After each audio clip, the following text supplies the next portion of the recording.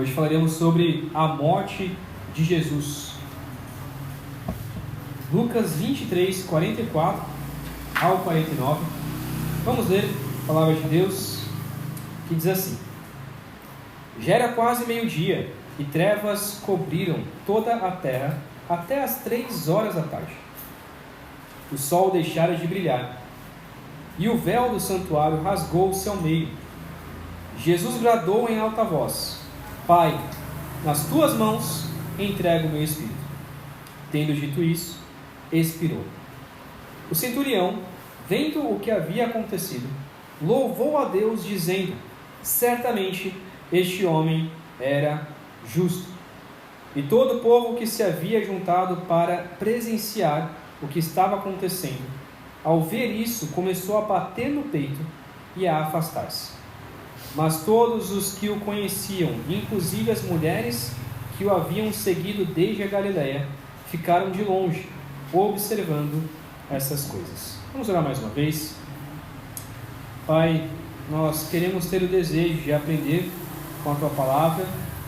Que o Santo Espírito nos ilumine, para que nessa meditação que o Santo Espírito possa aplicar em nossos corações e haja diferença em nossas vidas. É o que oramos em nome de Jesus. Amém. O que a morte de Jesus representa para você? Quando você lê ou ouve que Jesus morreu por você, o que isso te causa? Qual é o seu sentimento? Você se importa? Você chora? Você lamenta? Você fica feliz? Qual é a sua reação ao ouvir ou ao falar que Jesus morreu por você? A grande ideia da nossa meditação de hoje é que na escuridão da cruz, Jesus entrega a sua alma e nos traz a luz da salvação, para que possamos crer que ali houve a gloriosa vitória sobre a condenação. Primeiro ponto que nós veremos, dividiremos esse texto em 5 pontos, de maneira rápida aqui, conforme ele vai se desenvolvendo. Primeiro ponto, as trevas e o véu. Há um detalhe interessante sobre a morte de Jesus, e Lucas não traz tantos detalhes assim como outros evangelhos. Ele resume essa parte aqui, mas ele traz alguns detalhes a mais do que os outros evangelhos. Caso você queira conferir os outros detalhes, você pode ir lá, principalmente Mateus e Marcos, que traz mais detalhes a respeito da morte de Jesus. Mas Lucas traz 2 detalhes interessantes. Fala sobre as trevas e o véu se rasgando. Versículo 44, em algumas versões, e outras versões, versículo 44, 45, a primeira parte, fala sobre as trevas. E essas trevas que diz aqui, ela aconteceu, como diz o versículo 44, era quase meio-dia. Ou seja, Jesus, ele foi crucificado às 9 horas da manhã. Às 9 horas da manhã. Passou-se 3 horas das pessoas zombando de Jesus, dos ladrões, como a gente viu na semana passada, zombando de Jesus, um zombando de Jesus, o outro pedindo para estar ali junto aos céus. Passou 3 horas de zombaria. Depois dessas 3 horas, deu então meio-dia, das 9 a meio-dia, veio trevas sobre toda a terra ali, todo o ambiente, né? E o texto diz então que as trevas cobriram toda a terra até as 3 horas da tarde, e o sol deixara de brilhar. Nós não sabemos se essa ideia de toda a terra é de fato todo o mundo, ou se toda a terra é o ambiente ali onde eles estavam. No entanto, o texto ele traz como toda a terra. Então talvez houve de fato trevas em todo o mundo. E essas trevas não poderia, principalmente, ser causado por um eclipse, como alguns pensam, né? Como se a lua ali ficasse à frente do sol, ou ao contrário, e aí existisse a eclipse ali. Por quê? Porque os judeus usavam o calendário lunar e a Páscoa sempre cai em lua cheia. Então não tem como, cientificamente falando, fosse um eclipse. O que provavelmente, então, o sol de fato se apagou. Nós não sabemos como isso aconteceu, não sabemos se foi nuvens ou se foi literalmente o sol perder a sua luz. Então esse milagre, ele acontece então na morte de Jesus, mostrando que aquele momento era um momento de uma escuridão espiritual. Aquele momento era de uma escuridão sobrenatural. As trevas então, elas representavam a ira de Deus sobre Jesus.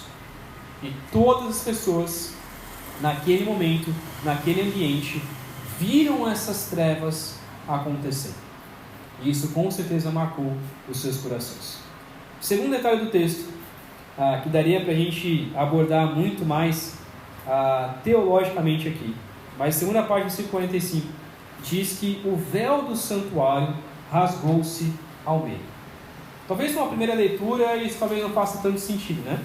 O que tem a ver o véu do santuário se rasgar? Mas esse véu, se você ver lá no Antigo Testamento, desde lá do tabernáculo, quando foi instituído lá em Êxodo, até todo o Antigo Testamento, até estar nesse novo templo, que foi construído primeiro por Davi, primeiro por Salomão, depois reconstruído algumas vezes, este véu, ele representava a divisória entre a entrada do templo e o Santo dos Santos. O que era o Santo dos Santos? Era o lugar onde tinha a Arca da Aliança. Dentro da Arca da Aliança, então, tinha os 10 mandamentos e a vara ali de Moisés, que estava florescida. E essa Arca da Aliança era colocada ali representando a presença de Deus. Então, toda vez, uma vez ao ano, que se adentrava ao Santo dos Santos, o sumo sacerdote entrava no Santo dos Santos, ele estava indo à presença de Deus. E quando Jesus, então, está prestes a morrer, o Santo dos Santos, esse véu, ele se rasga de cima a baixo e cai, então, no chão. O que isso representa? Representa que através da morte de Cristo Jesus, ele nos proporciona agora ter a presença de Deus em nosso meio. E a presença de Deus através do Espírito Santo. Então Deus está mostrando aqui agora, vocês não precisam mais ter o Santo dos Santos para me adorar. Como Jesus diz em outro texto, que haverá um dia em que não adorarão em monte, não adorarão em templo algum, mas vocês vão adorar em espírito e em verdade. Em qualquer lugar, qualquer povo pode adorar ao Senhor. Então, na morte de Jesus, nos proporcionou, temos a presença de Deus conosco. Eu quero ler 3 textos, você não precisa abrir, mas você pode anotar se você quiser, que são textos complicados de entender, mas que explicam essa ideia, que está lá em Hebreus. Hebreus, irmãos, praticamente é um livro, uma carta, explicando tudo o que acontece com Jesus e tudo o que muda do Antigo Testamento para o Novo Testamento através de Jesus. Todas as implicações teológicas que é a morte e a ressurreição de Cristo Jesus em nossas vidas e na vida dos judeus, dos hebreus. Por isso, Hebreus 6, versículo 19, Hebreus 6, 19, diz assim, Hebreus 6, 19: temos esta esperança como âncora da alma, firme e segura, a qual adentra o santuário interior por trás do véu. Então a ideia que o texto está trazendo é que Jesus, ele na sua morte, ele adentrou o santuário interior por trás do véu. Jesus, na sua morte, Jesus adentrou o Santo dos Santos. Hebreus 9, 12. Hebreus 9, 12. Hebreus 9, 12 diz assim: não por meio de sangue de bodes e novilhos, mas pelo seu próprio sangue, ele entrou no Santo dos Santos, uma vez por todas, e obteve eterna redenção. Então, na sua morte, Cristo Jesus entrou no Santo dos Santos, não por meio do sangue de bodes, mas pelo seu sangue, ele se sacrificou, e por isso nós podemos obter eterna redenção. Hebreus 10, 19 diz: portanto, irmãos, temos plena confiança para entrar no Santo dos Santos pelo sangue de Jesus. Ou seja, nós temos a plena confiança de que nós podemos entrar na presença de Deus através do sangue de Cristo Jesus. O que nós acabamos de fazer aqui em grupos foi orar ao Senhor. E ao orarmos ao Senhor, nós estamos entrando na presença de Deus, conversando com Deus, como se Ele estivesse aqui conosco. Nós temos também o Espírito Santo que habita em nossos corações. É a presença de Deus em nossas vidas, nos guiando, nos ajudando diariamente a vivermos uma vida de santidade ao Senhor. Então, a partir da morte de Cristo Jesus, nós não precisamos mais de um sacerdote, de um sumo sacerdote, para entrar no Santo dos Santos, para pagar pelos nossos pecados, para fazer um sacrifício de um animal puro, para pagar anualmente pelos nossos pecados, porque Cristo já fez isso na cruz. Jesus entrou no Santo dos Santos, se sacrificou e rasgou o véu. Agora, Deus está literalmente entre nós. Não precisamos mais de templo, não precisamos mais do tabernáculo, não precisamos mais do véu, não precisamos mais do sacrifício. Jesus é o perfeito sacrifício por nós. Então, essa representação de que o véu se rasgou literalmente nos mostra Cristo Jesus agora nos trouxe a presença de Deus. Ele era o próprio Deus, estava ali na terra enquanto Deus, mas agora a sua morte deu fim a qualquer separação que nós tínhamos diante do Senhor. Agora nós temos a presença de Deus conosco. Só aqui a gente já poderia encerrar e fazer várias aplicações a como nós temos vivido a nossa vida diante do Senhor, diante da presença de Deus. Mas é incrível nós pensarmos que nós temos a presença de Deus conosco.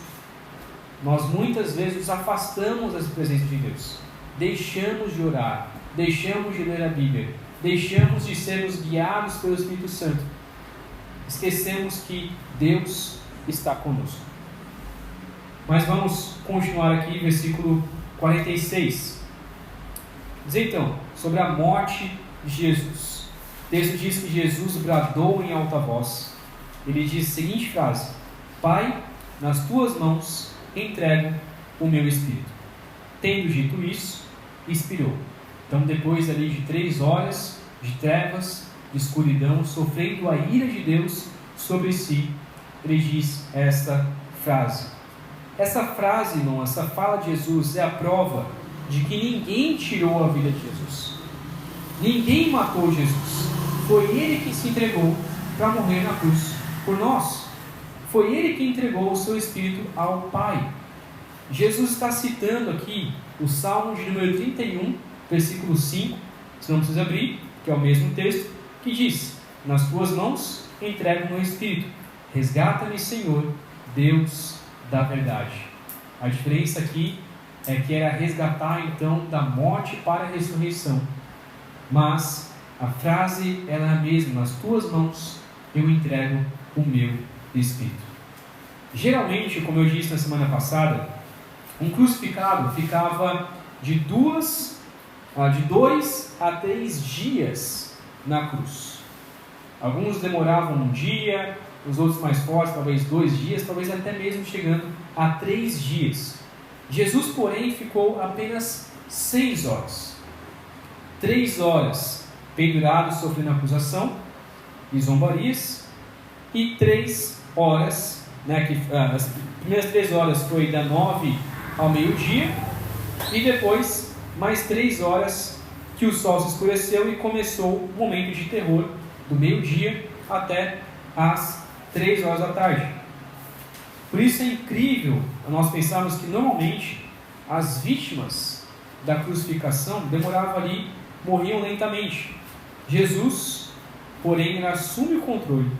Ele simplesmente se rende, ele rende a sua alma e entrega a si mesmo a Deus. Assim, ele se ofereceu, como a gente leu em Hebreus 9, ele se ofereceu de forma imaculada a Deus. Se ofereceu sem pecado ao Senhor. É por isso que nós irmos lá para João 10, se você quiser abrir, João 10, versículo 17 e versículo 18. João 10, versículo 17 e versículo 18, fala justamente sobre Jesus se entregando por amor a nós. João 10, versículo 17 e versículo 18, diz assim: Por isso é que meu Pai me ama, porque eu dou a minha vida para retomá-la. Ninguém a tira de mim, mas eu a dou por minha espontânea vontade. Tenho autoridade para dá-la e para retomá-la. Esta ordem recebi de meu Pai. Jesus então está dizendo: olha, ninguém tira a minha vida. Não são os pregos em suas mãos, não é a cruz que segura Jesus ali, não foram as chicotadas, não foram os cuspes, não foram nada, a perda de sangue ou a perda da sua respiração que fez Jesus morrer. Jesus entregou a sua vida, e o texto diz de forma espontânea, porque ele tinha autoridade para dar a sua vida e tem autoridade para retomar a sua vida. Jesus, ele venceu a morte, ele não foi morto por ela, ele venceu a morte em sua morte.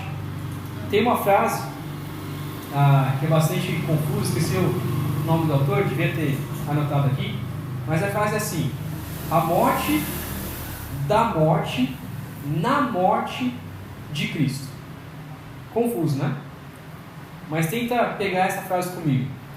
A morte da morte, ou seja, a morte morreu, a morte da morte na morte de Cristo. Ou seja, a morte morreu quando Jesus morreu.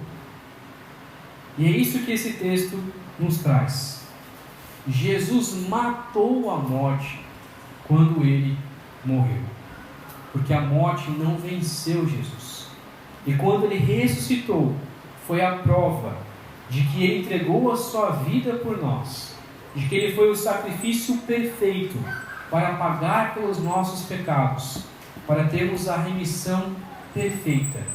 Jesus venceu em sua morte. Vamos continuar o texto. Versículo 47 fala então sobre a conversão do centurião. É bastante interessante nós analisarmos esse texto.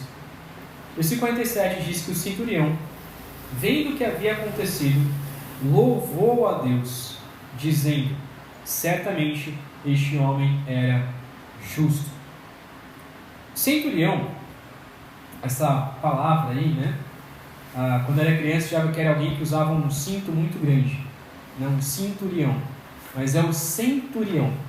O centurião era um soldado romano que era responsável, provavelmente, por 100 soldados. Por isso o seu nome ali, chamado de 100. Então, centurião, a ideia de que ele é responsável por 100 soldados. Tinha também o decurião, que era responsável por 10. Então, o centurião, ele provavelmente foi aquele responsável pela morte de Cristo Jesus. Ele já deveria ter crucificado talvez centenas ou milhares de pessoas na cruz. Mas essa morte pesou o seu coração. Ele percebeu que aquele homem não era um homem normal. E percebeu que tinha acabado de matar um homem justo e sem pecado. O texto de Lucas traz que a frase dele era: certamente este homem era justo, que não está errado. Mas lá em Mateus 27 e Marcos 15, dizem que o centurião declarou: verdadeiramente este homem era o Filho de Deus. Então o centurião não estava só dizendo: era um homem que foi condenado erroneamente, porque ele era justo, não deveria ter morrido. O Lucas dá a impressão de que parece que é só isso. Mas Mateus e Marcos traz que a sua frase foi: verdadeiramente, este homem era o Filho de Deus. O responsável pela morte de Jesus, que estava ali diante de Jesus, aquele responsável que estava ali, ele reconhece que aquele homem que ele crucificou era o próprio Filho de Deus. A graça de Deus foi tão grande que a única reação desse centurião foi louvar o Senhor. Outras versões dizem dar glória a Deus, pois ele percebeu que tinha cumprido a profecia de que o Messias estava ali morto em sua frente.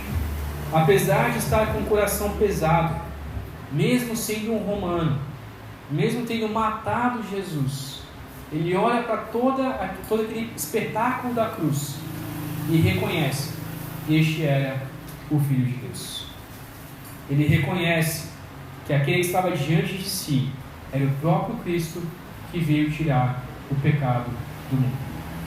Irmãos, qual a possibilidade daquele que foi o responsável por matar Jesus?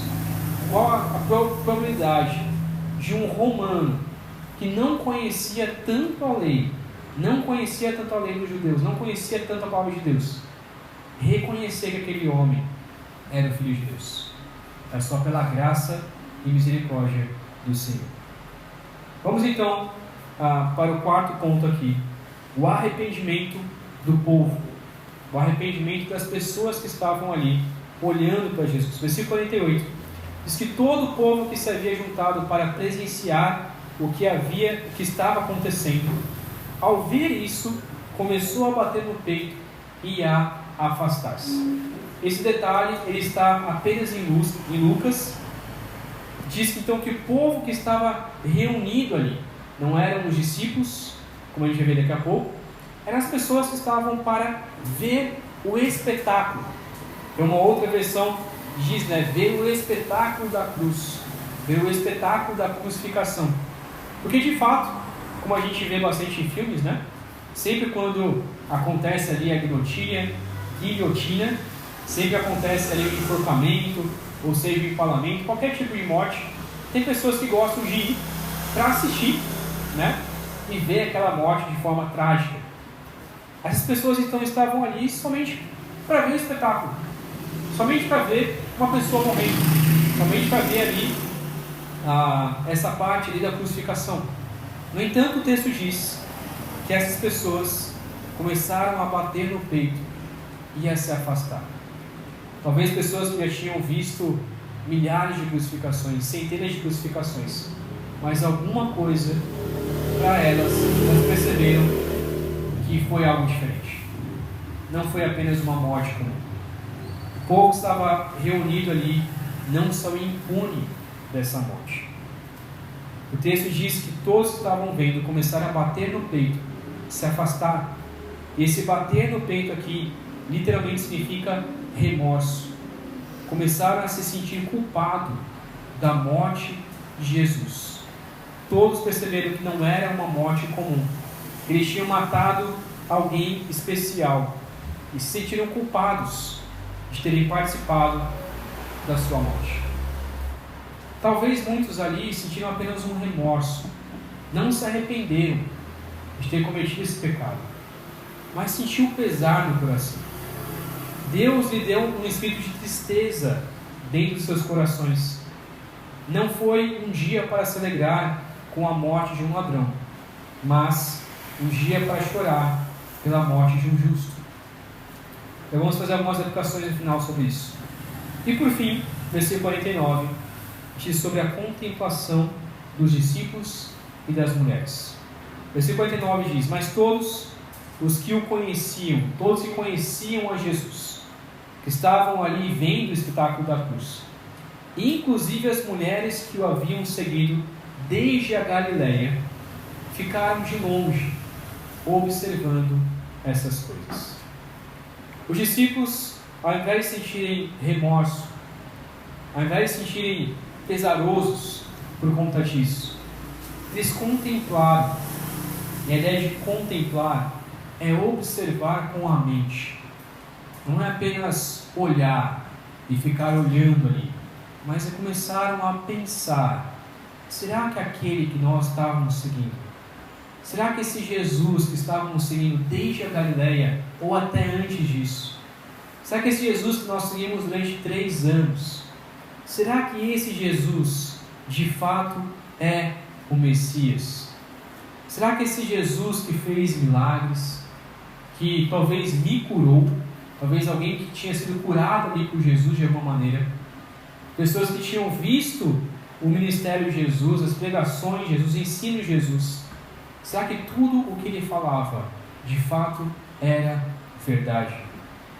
Muitos ali começaram a observar, olharam sobre a ira de Deus caindo sobre Jesus, olharam as falas de Jesus naquele momento, Jesus dizendo para perdoar o pecado dos seus opositores, Jesus entregando o seu Espírito, Jesus dizendo a frase ali que estará com aquele ladrão no céu. Sabe, todas essas cenas começaram a contemplar, a observar e a refletir: será que esse Jesus de fato é o Cristo? Lá em Mateus e em Marcos diz que as pessoas que estavam ali provavelmente era Maria Madalena, Maria, mãe de Tiago, e José, Salomé, mãe de Tiago e de João, e muitas outras ali, até a própria mãe de Jesus naquele momento. Então eram mulheres que seguiam a Jesus, mulheres que estavam com Jesus, mulheres que conheciam a Jesus. Eles estavam ali pensando se tudo aquilo que eles viveram durante esses 3 anos fazia sentido. Como um homem tão justo e bom, que não fez mal a ninguém, agora estava ali pendurado no madeiro. Para eles, talvez o sentimento fosse de derrota, talvez o sentimento de: poxa, seguimos esse homem durante todo esse tempo e agora está morto em nossa frente. Talvez para alguns outros fosse sentimento de vitória, entendendo as palavras de Jesus, que ele deveria morrer, mas logo ele iria ressuscitar. Porém, como eu tenho dito, aquele momento era um momento de vitória. Jesus estava morto, sim, ele entregou o seu Espírito, mas Jesus pagou pelos nossos pecados. A ira de Deus caiu sobre Jesus naquela mesma hora, e agora todos os nossos pecados eles podem ser perdoados. Às 3 horas da tarde, o nosso Salvador morreu, naquele dia de Páscoa, para pagar por todos os nossos pecados. Devemos entender então, irmãos, que Jesus não morreu como um mártir que fracassou por uma causa perdida, como todos os outros mártires que morrem, mas não dão sucesso algum. Também não foi apenas um exemplo a ser seguido pelas pessoas, como nós cantamos em Isaías 53, que deixa bem claro que Jesus não morreu pelos nossos próprios pecados. Não morreu pelos próprios pecados, por si mesmo, mas porque não tinha pecado algum. Mas ele morreu pelos nossos pecados, pelas nossas transgressões. Jesus não morreu culpado de alguma coisa. Jesus morreu por causa dos nossos pecados. Ele fez uma oferta pelo nosso pecado. E o que isso tem a ver conosco? Eu quero destacar 3 reações que nós entendemos nesse texto. 3 reações que teve nesse texto que muitas vezes é a nossa reação. A primeira reação é não se importar. Algumas pessoas não se importam com a morte de Jesus. Você pode olhar para essa história de Jesus ter morrido por você e simplesmente não ligar, simplesmente não se importar, como muitas pessoas não se importam. Continuar a sua vida normalmente, como se nada tivesse acontecido, como se fosse apenas uma história do passado e que deve ser deixada no passado. Essa seria a sua primeira reação. Eu sei que isso aconteceu há muito tempo atrás, deixa para lá.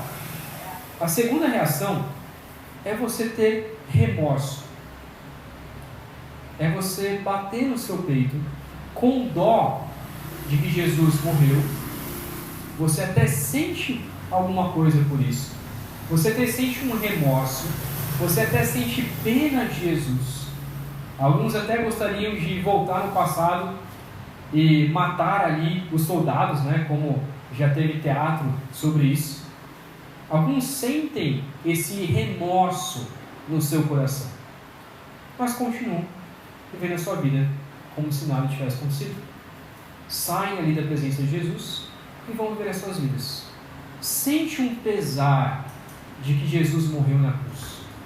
Sente algo no coração, mas não faz diferença alguma em sua vida. Quando você conversa com muitas pessoas e fala sobre Jesus, elas dizem: não, eu realmente tenho dó de que Jesus morreu na cruz por mim. Mas somente isso. E por fim, a sua terceira reação pode ser arrependimento e glorificação. Assim como o centurião, assim como a segunda multidão de discípulos, assim como as mulheres, estavam arrependidos dos seus pecados e passaram a glorificar ao Senhor. Você pode se arrepender e glorificar a Deus. A morte de Jesus agora tem um significado a mais. Você percebe que todos os seus pecados foram pagos por Jesus na cruz. E sem Jesus, você não pode ir para o céu. Você não pode ir ao encontro de Deus no Santo dos Santos. Não mais o Santo dos Santos terreno, mas você não pode ir até o Santo dos Santos, que é o céu.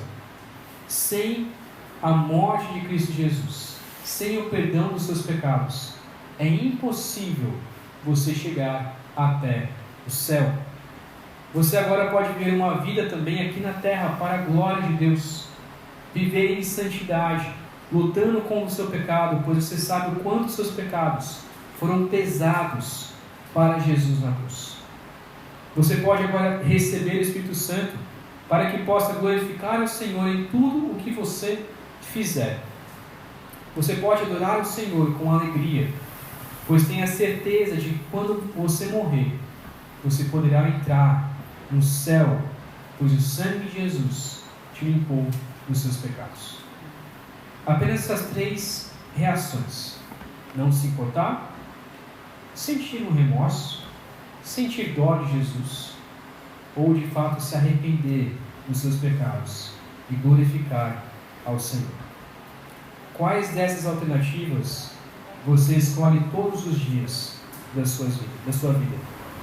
Você não se importa, sente apenas um remorso, ou se arrepende dos seus pecados e pede perdão ao Senhor para viver uma vida que glorifique a Deus.